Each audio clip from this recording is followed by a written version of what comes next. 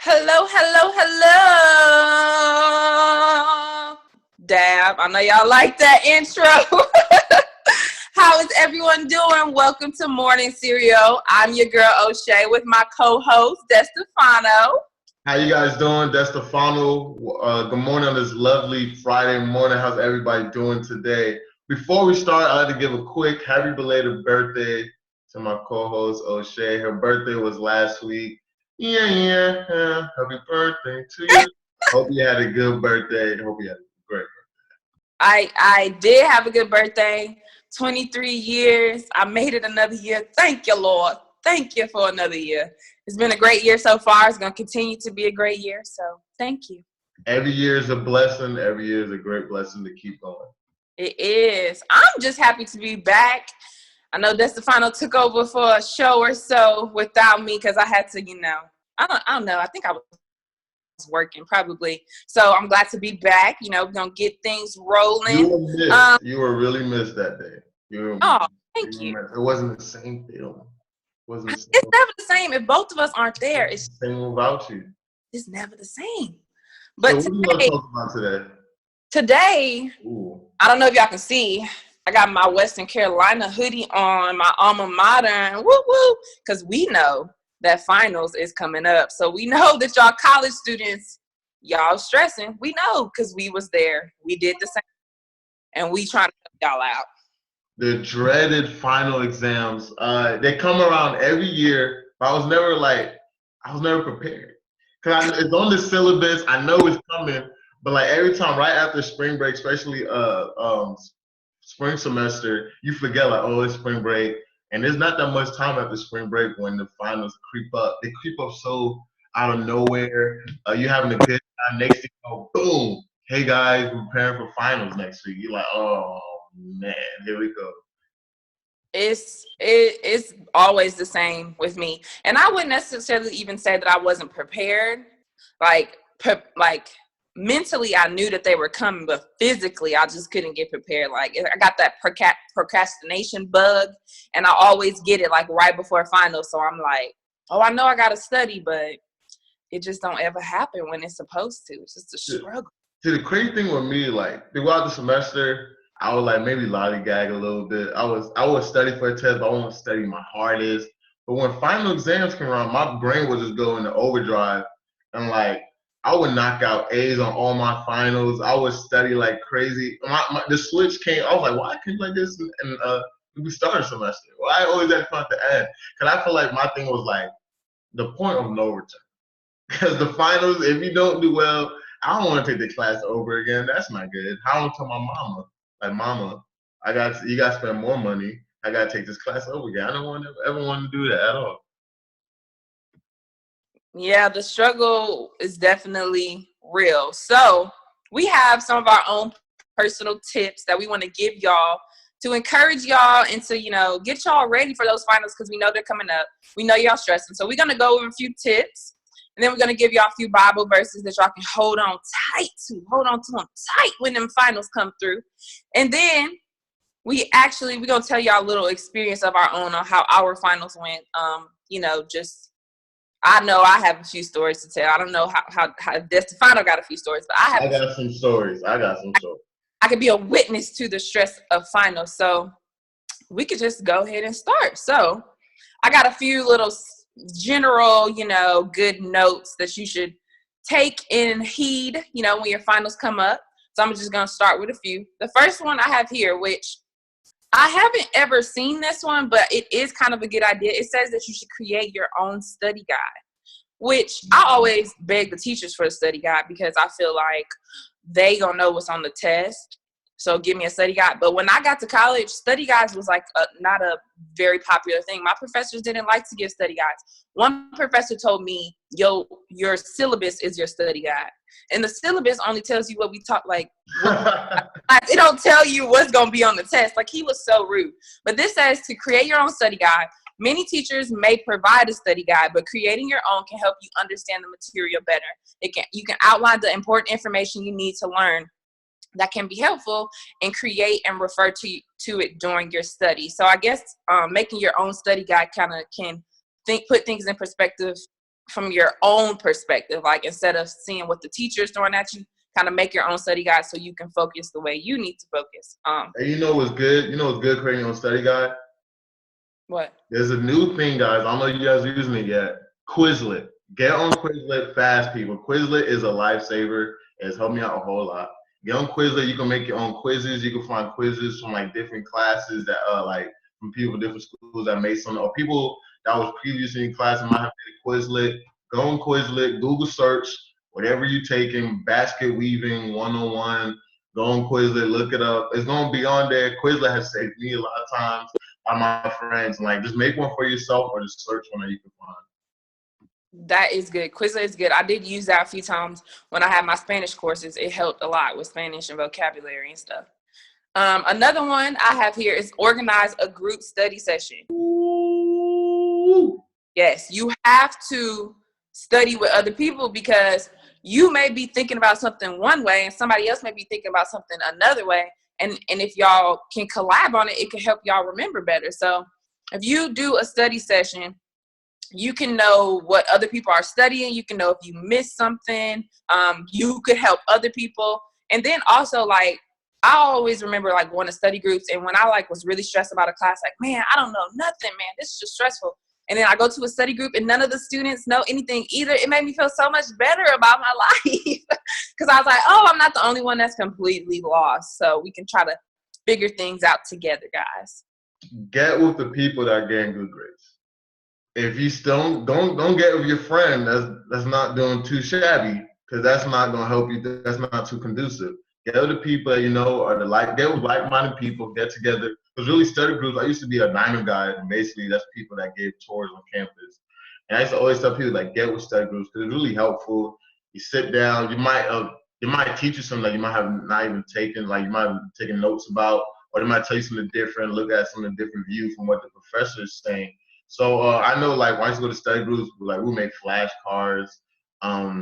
We might come up with acronyms just to remember stuff. Sometimes even somebody might even make their own study guide, like, just for them to help them through a test, and they might email you like what they made and things like that. So study groups, you can learn a lot, especially from like productive and conductive study groups where like, people are actually trying to learn. You probably will learn more in one, like, a few study group sessions than what you learn throughout the whole class, which I found like getting with your peers is really helpful, really, really helpful. Yes, definitely can agree with what you might learn something more in the study group than in class. Because we all know in college, and sometimes even in high school, you have those professors who really don't have any enthusiasm. They have like 100-page PowerPoints, and they get up there and talk and talk and talk. And it's hard to like obtain it because you're just taking all these notes, and it's just so much. And the professors, they're just, I'm not going to say they're horrible, but sometimes they make it hard for us. Let's see. Can I throw one in there? Yeah, go ahead. Yeah. I would say one of the most important things, be organized. Set out, I always did this. I don't know if you guys already did this or not, but I always had a calendar. At the beginning of the year, every time I got my syllabus, I wrote out all the things, all my assignments that I do on my calendar. Make sure you know what days your final exams are, because you don't want to overlap. Map out your schedule time. Know that, okay, I have my final exam next week Tuesday. I have this whole week. I got a final exam next week Thursday. So map out for what days you're going to study for that final exam on Tuesday, which one you're going to study for that final exam on Thursday. Because some classes, you know, like, oh, this class is kind of easy. I don't have to study too much. While this other class is a lot, like, it's my hardest class. I'm going to have to get with study groups. So just map it out, schedule, be organized. Make sure you have all your notes in the right places. Make sure you got all your assignments, because you don't want to be that guy that you're like, oh man, I lost my notes, I lost my notebook. You don't want to be that person that you're like, I don't know what to do.